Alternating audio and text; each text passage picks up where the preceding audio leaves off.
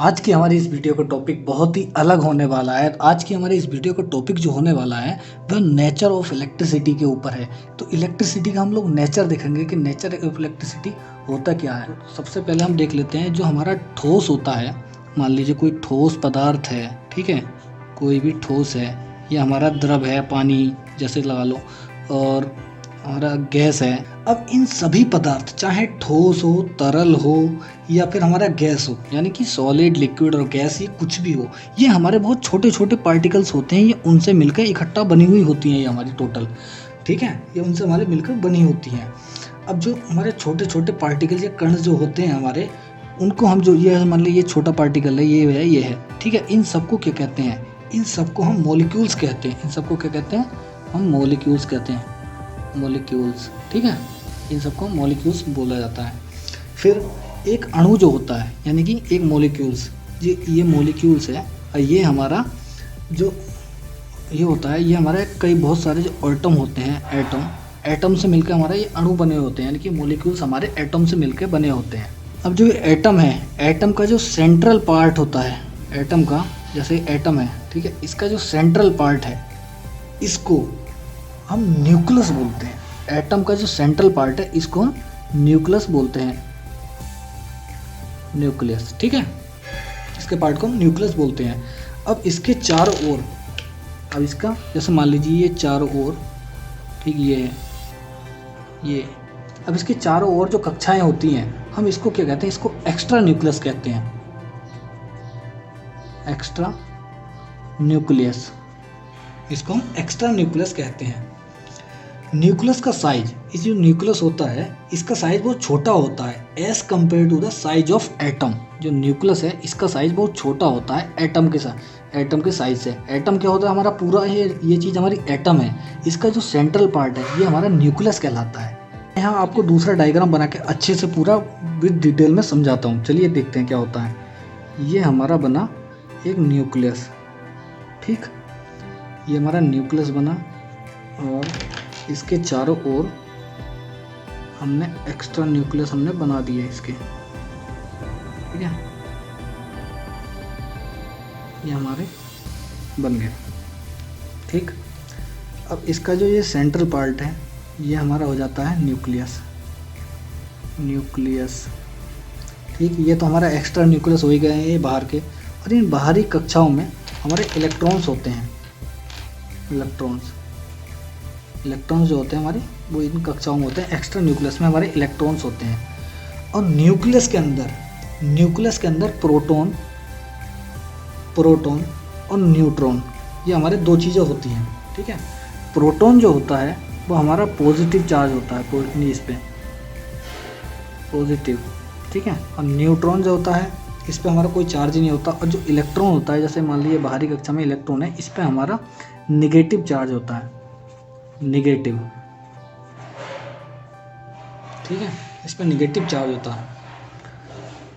अब ये हमारे तीन चीज़ें हो गई, इलेक्ट्रॉन, न्यूट्रॉन और प्रोटॉन। अब इस पे हमारा प्रोटॉन पे पॉजिटिव चार्ज, न्यूट्रॉन पे कोई चार्ज नहीं होता, इलेक्ट्रॉन पे हमारा नेगेटिव चार्ज होता है। वो अभी आगे डिस्कस करेंगे कि किस पे कितना चार्ज होता है, किस पे क्या होता है, ठीक है, वो अभी आगे डिस्कस करेंगे। बनी रहिए आप पूरी वीडियो में। जो हमारा न्यूट्रॉन होता है ना, वह प्रोटॉन की तरह ही सेम होता है, लेकिन इस पर कोई चार्ज नहीं होता। अब देख लेते हैं हम इस पर कितना चार्ज होता है, इलेक्ट्रॉन पे कितना चार्ज होता है, प्रोटॉन पे कितना चार्ज होता है, और कैसे क्या होता है। तो देख लेते हैं। चार्ज ऑन इलेक्ट्रॉन,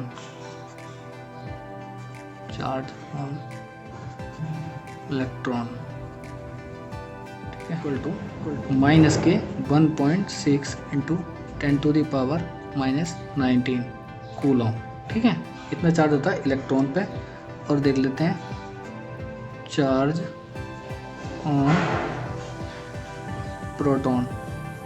प्रोटॉन पे देखते हैं कितना चार्ज होता है। प्रोटॉन पे हमारा पॉजिटिव चार्ज होता है, अभी बताया था हमने, पॉजिटिव के सेम होता है 1.6 इंटू 10⁻19 कूलम। तो हमारा चार्ज ऑन इलेक्ट्रॉन और चार्ज ऑन प्रोटॉन, बस डिफरेंस इतना है, इलेक्ट्रॉन पे नेगेटिवली चार्ज होता है, प्रोटॉन पे हमारा पॉजिटिवली चार्ज होता है, ठीक है। और वैसे तो नंबर ऑफ जो होते हैं वो हमारा सेम होता है, number of electron, number of proton हमारे एक एटम में, ये हमारे सेम होते हैं बिल्कुल। जिस भी एटम में जब हमारे नंबर ऑफ इलेक्ट्रॉन और नंबर ऑफ प्रोटॉन जब हमारे सेम होते हैं, number of electron number of proton हमारे सेम होते हैं, तो वो चार्ज जो हमारा रिजल्टेंट चार्ज होता है ना इस एटम का, वो हमारा जीरो हो जाता है। वो कैसे? अब देखिए ये पॉजिटिव है या निगेटिव है। यहाँ इसमें क्या होता है, इलेक्ट्रॉन प्रोटॉन पॉजिटिव निगेटिव ये एक दूसरे से कैंसिल आउट हो जाते हैं। यह जो हमारा एटम होता है, ये एटम इलेक्ट्रिकली न्यूट्रल हो जाता है। ये पूरा हमारा जो एटम होता है या कोई बॉडी हो गई जिसमें number of proton number of electron दोनों सेम हैं, तो एक दूसरे से कैंसिल आउट हो जाते हैं और पूरा एटम या पूरी बॉडी हमारी इलेक्ट्रिकली न्यूट्रल हो जाती है। अभी हमने यहाँ देखा इलेक्ट्रॉन, इसका मान यहाँ आया और प्रोटॉन का मान यहाँ आया और ये दोनों हमारे सेम थे। ठीक है, अब हम चलते हैं यूनिट ऑफ चार्ज। यहाँ देख लेते हैं छोटा सा ये यूनिट ऑफ चार्ज। तो चार्ज की यूनिट क्या होती है? चार्ज की यूनिट हमारी बेसिकली कूलम होती है। कूलम ठीक है। Charge on electron 1.6 × 10⁻⁻⁹ coulomb. ठीक है, इलेक्ट्रॉन की यूनिट हमारी कूलम, यानी कि चार्ज की यूनिट हमारी कूलम होती है। ये बहुत ध्यान रखने की बात है, छोटी छोटी यूनिट कभी कभी एग्जाम्स में पूछी जाती हैं। तो अभी हम यहाँ देख लेते हैं, अगला हम देख लेते हैं यहाँ पे कि मास ऑफ इलेक्ट्रॉन। मास देख लेते हैं, इलेक्ट्रॉन प्रोटॉन का हमारा कितना होता है मास, इनकी द्रव्यमान इसका कितना होता है। मास ऑफ प्रोटॉन का मास जो होता है वो 1.67 × 10⁻⁻27 kg। ठीक है, ये हमारा प्रोटॉन का मास होता है। मास ऑफ इलेक्ट्रॉन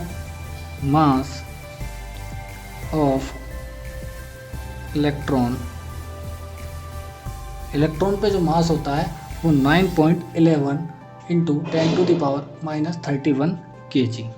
चार्ज हमने ये देखा, इलेक्ट्रॉन पे चार्ज, प्रोटॉन पे चार्ज, मास ऑफ प्रोटॉन व मास ऑफ इलेक्ट्रॉन, इन दोनों की ये चीज़ आ गई।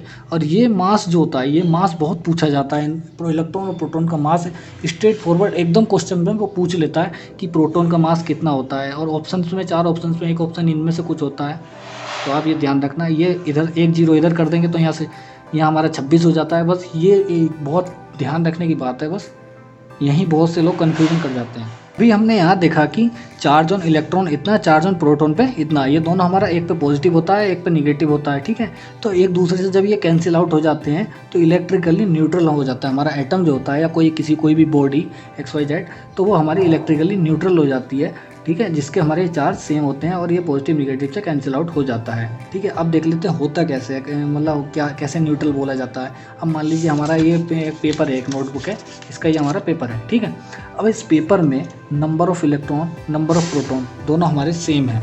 ठीक है, और वैसे भी ये इलेक्ट्रिकली न्यूट्रल होता ही है, तो इसमें क्या होता है, कोई चार्ज नहीं होता, कोई भी इसमें चार्ज नहीं होता। और इसमें इलेक्ट्रॉन और proton, number of electron number of proton दोनों सेम होते हैं, बराबर होते हैं, तो इसलिए एक दूसरे से कैंसिल आउट हो जाता है। तो यह पेपर इलेक्ट्रिकली न्यूट्रल कहलाया जाता है, इसमें करंट फ्लो नहीं होता। अब हम यहाँ देख लेते हैं, हमने अभी देखा चार्ज ऑन इलेक्ट्रॉन। इलेक्ट्रॉन पे जो चार्ज होता है वो -1.6 × 10⁻⁻19 कूलम्ब चार्ज होता है। ठीक है, अब देख लेते हैं यहाँ 1 कूलम, एक कूलम पे 1 coulomb of charge is equal to, देख लेते हैं ये 1 coulomb of charge, 1 coulomb of charge is equals to the charge on 625 × 10⁻16 electrons.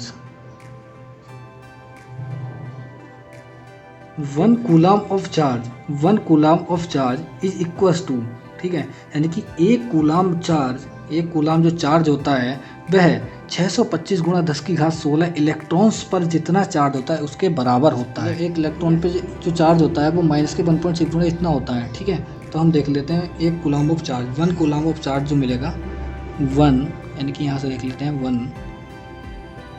1 coulomb of charge equal to 1 divided by 1.6 × 10⁻⁻19 होता है। ठीक है, अब 1 coulomb of charge equal to, ये हमारा 625 × 10⁻16 हो जाएगा, 16 से सॉरी।